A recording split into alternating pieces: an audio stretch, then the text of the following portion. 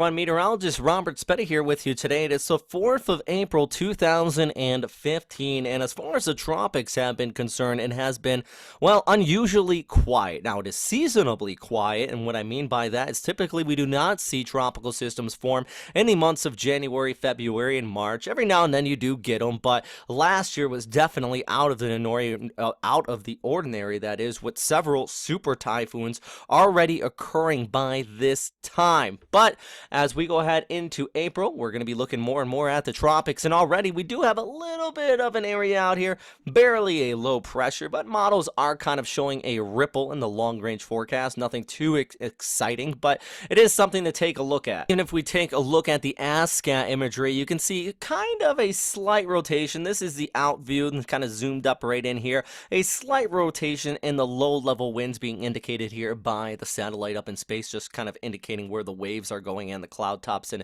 it gives you a general idea of where the winds are going, and it's a little bit of a rotation right there, definitely far from a closed circulation, but it kind of lets us know where exactly this is. Factors combined is why I upgraded this to a low risk of development on our tropical threat map. Going to be updating this more and more now that we're back into a somewhat tropical season. The winter updates are definitely over, so low risk of development. I know that there was confusion earlier on today. People were asking, hey, what about 97W? And we're all putting out an invest on it. In fact, it wasn't this area. That was actually supposed to be 97P. They mislabeled it. Coordinates were correct, and that is for this area of low pressure a little bit farther down here towards the south. Also have another one over towards Fiji, which has just been causing disastrous scenarios out there. All sorts of flooding taking place, schools closed, businesses closed, and definitely a very serious situation. So that 97W was supposed to be 97P. They were referring to these two storm systems, this one in particular,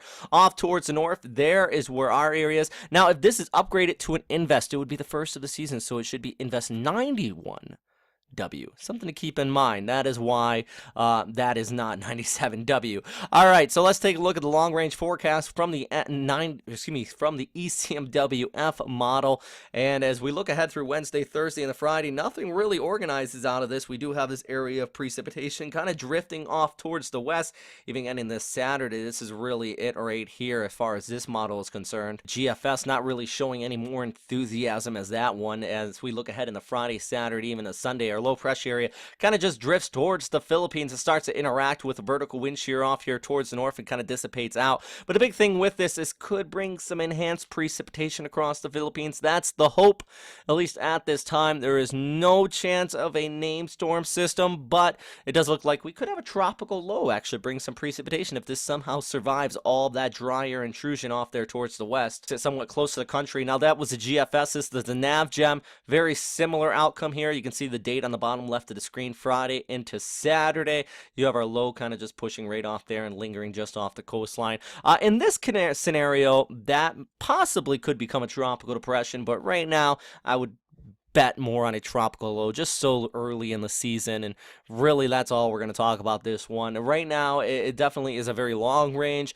If something does develop, it would be bringing some much needed rainfall. I would give a very low chance of this becoming anything named or a typhoon, but hey, we're getting into the tropics, so definitely need to start watching this stuff a little more closely. Into the tropical season, I should say. But really, that's what's going on out here for now. That little area over here towards the east, off towards the north, that's where all the action is. An area of low pressure actually moved across Japan today, now drifting off there towards the east. But behind it, we have another low starting to develop. Kind of early signs of the rainy season. And as far as tropical activity is concerned, once you see that, it drifts off towards the north. That really reduces vertical wind shear down here towards the south. So when you get that, that means more chances for tropical systems to develop. But for now, this is really where all the activity is. We got that one low moving away. Another one's going to come in out of China. Actually bring widespread rainfall across most of Japan on Thursday and the Friday. Something to watch out for if you are out here. It's going to be a wet one, especially Thursday afternoon through actually Thursday morning into the west,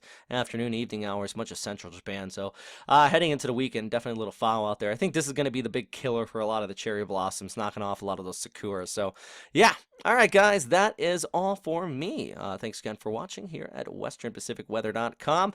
As always, stay safe out there. Oh, one more thing. Remember our Meteor Earth app? Please do check this out. I haven't used this in a little while. So, yeah, there it is. I'll be using this more and more as we get in the tropicals.